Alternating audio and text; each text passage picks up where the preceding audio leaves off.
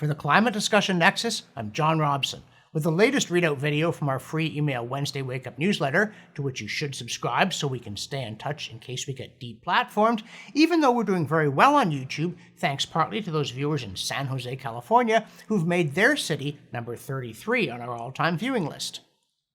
And speaking of getting deplatformed, from time to time we have bewailed those corporate leaders, especially in the energy industry, who've tried to appease climate radicals in the apparent belief that if they pretend to agree that oil and gas should be eliminated, the government will pretend to eliminate them.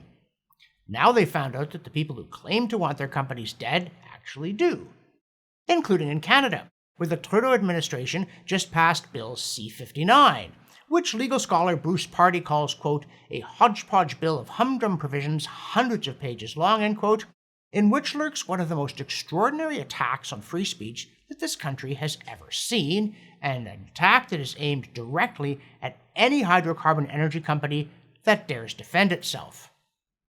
The critical provision is a draconian ban on greenwashing, which in this context doesn't mean making false claims of environmental virtue, it means making pretty much any claims of environmental virtue. As Pardy explains, quote, businesses cannot claim that their products or practices help to protect against climate change or provide other environmental benefits unless they can prove the claims are true, end quote. This provision shamelessly reverses the traditional onus of proof on those who allege wrongdoing. And now, if, for instance, you want to say that Canadian natural gas exports would help reduce emissions in countries that switch from coal, you're not just going to have to run the kinds of model simulations that alarmists do all the time. You're going to have to prove every one of your assumptions in court, whereas they don't have to prove theirs at all, or you will face ruin, including possible fines of 3% of your gross worldwide income if, ironically, it turns out not to be possible to prove with absolute certainty precisely how much extra revenue that you earned because of the impugned claim. And we're pleased to report that firms seem to have clued into the drastic nature of this measure, at least part way. Law firms are issuing scary notices, and, as Pardy's piece explains, quote, companies and industry associations have taken down climate pledges and environmental commitments from their websites and social media, end quote, including the Pathways Alliance, a group of major Canadian oil sands companies that championed appeasement and which has now decided, according to the CBC, quote, to remove all the content from its website, social media, and other public communications, end quote. Now, in doing so, they're still pleading that they're one of the cool kids, but the cool kids want nothing to do with them except to stomp them flat. So, all those fancy oil and gas company communications departments full of perky young things drafting online statements about how you were knuckling under with classic corporate efficiency have turned out to be a waste of time, money, and groveling.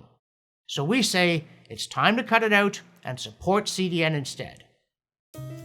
Hey there, just a quick reminder about subscriptions. We're this close to 100,000, so if you have already subscribed, thank you very much and enjoy the programs. If you haven't, click the button here, get us to 100,000 and beyond. And now, back to me.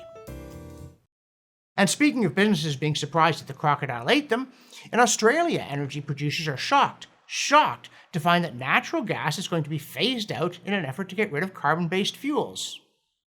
What did they expect? Even if it was just that they'd be the last ones to be killed, objects in calendar are closer than they appear.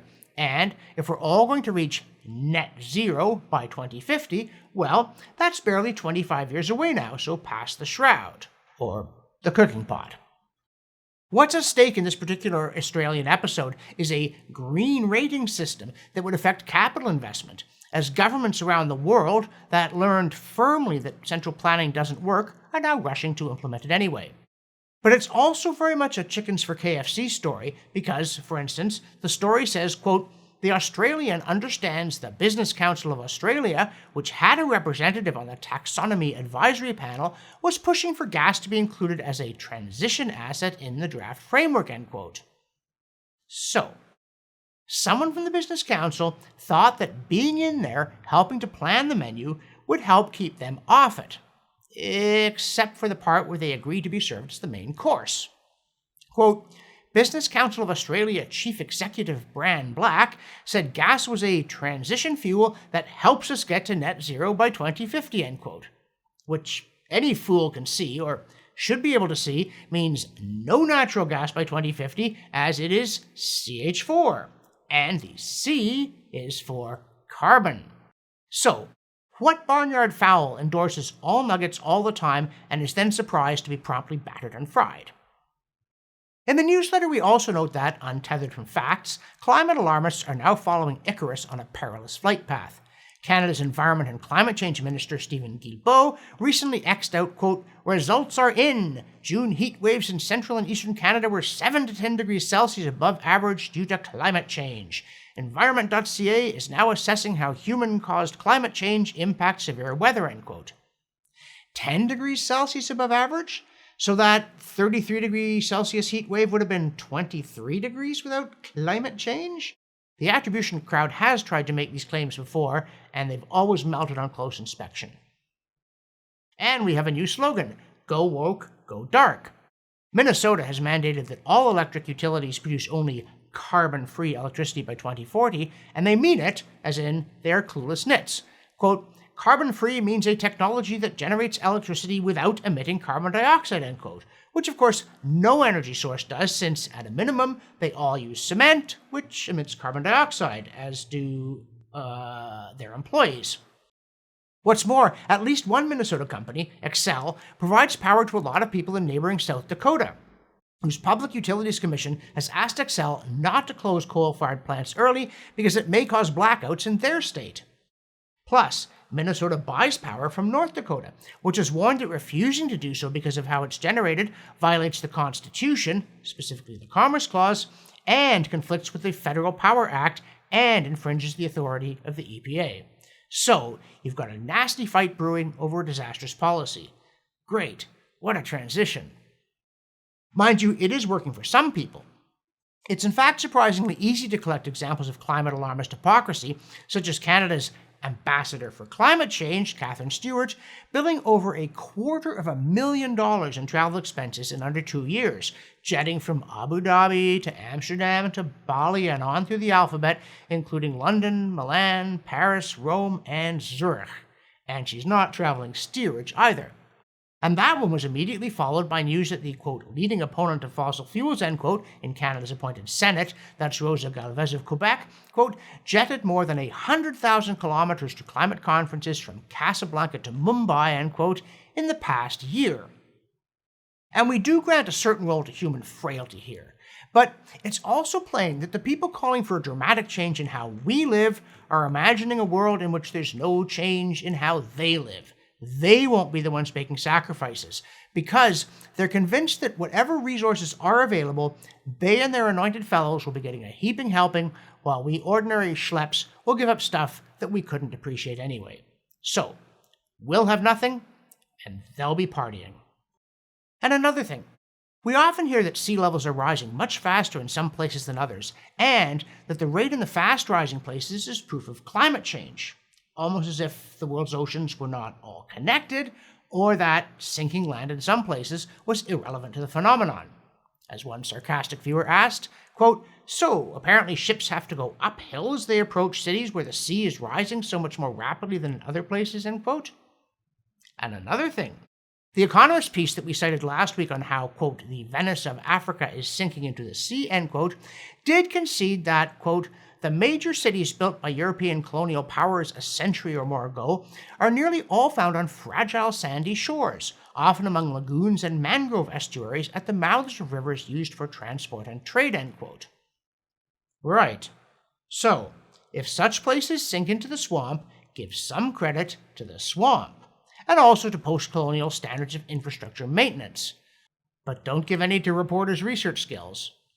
Speaking of which, the Atlantic Weekly Planet piece that we cited last week, celebrating the deadliness of Hurricane Beryl, links to a story saying, quote, Beryl is on track to be the strongest hurricane to hit the southernmost windward islands on record, and the most intense for the area since Hurricane Ivan 20 years ago. Parts of the easternmost Caribbean have never experienced a hurricane with such ferocity in records going back nearly 174 years, end quote. So, we don't know what happened before. Unless we have internet access, and can find Wikipedia saying, quote, "The Great Hurricane of 1780 was the deadliest Atlantic hurricane on record, as well as the deadliest tropical cyclone in the Western Hemisphere. An estimated 22,000 people died throughout the Lesser Antilles when the storm passed through the islands from October 10th to October 16th. Specifics on the hurricane's track and strength are unknown, but still, we do know that it was the deadliest ever, even though the population at the time was far, far lower than it is today. And we know that those who did survive said it was a monster. Quote, "The hurricane struck Barbados likely as a Category 5 hurricane, with at least one estimate of wind gusts as high as 200 miles per hour, 320 kilometers per hour. Coming in the midst of the American Revolution, the storm caused heavy losses to the British fleet contesting for control of the area," end quote.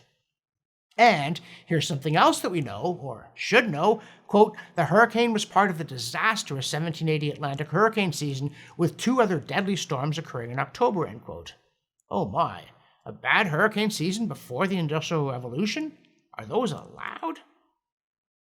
In this week's newsletter, we wrapped up our series on Professor Qing-bin Liu's CRE model of climate change by discussing the 6th data point that Liu says shows that his model does much better than the IPCC's CO2 model for explaining man-made climate change: the Arctic, Antarctic, and the UK's Central England Temperature CET series.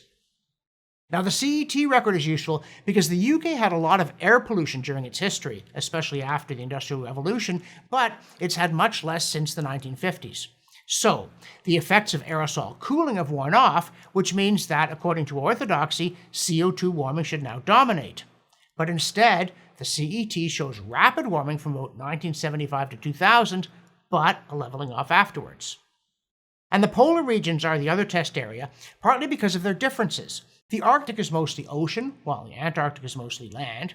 The Arctic did experience some aerosol pollution prior to 2000, but isolated Antarctica really didn't, and the Antarctic sea ice boundary has hardly changed at all, whereas the warming amplifying effect of ice retreat should affect the Arctic record. Despite all these considerations, the CO2 model predicts steady warming in all 3 locations: England, the Antarctic, and the Arctic. But the CRE model predicts leveling off and transition to cooling after 2000, except in the Arctic. And yet again, these patterns are the ones that are actually shown in the data. Also, this week, our look at Dr. Patrick Brown's essay on the social feedback loop in climate science continued by tackling the myth of science-based policymaking and showing that it's much more a case of policy-based science-making.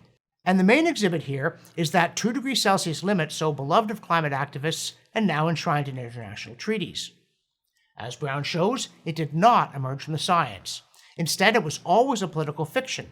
And even when scientists have tried to say reasonably sensible things about it, the activists ignore them and push their rhetoric even harder. All in the name of following the science, you see. And finally this week, from the CO2Science.org archive, some lovely nutritious veggies. Specifically, black-eyed peas. There were 24 studies from 1984 to 2019 providing evidence of the growth effects of 300 parts per million of extra CO2, and the average biomass gain was 41.7%, while one study looked at a 600 part per million increase and yielded a 100% gain in biomass, meaning you might not like peas, but they like your CO2. For the Climate Discussion Nexus, I'm John Robson, and I believe in freedom of speech.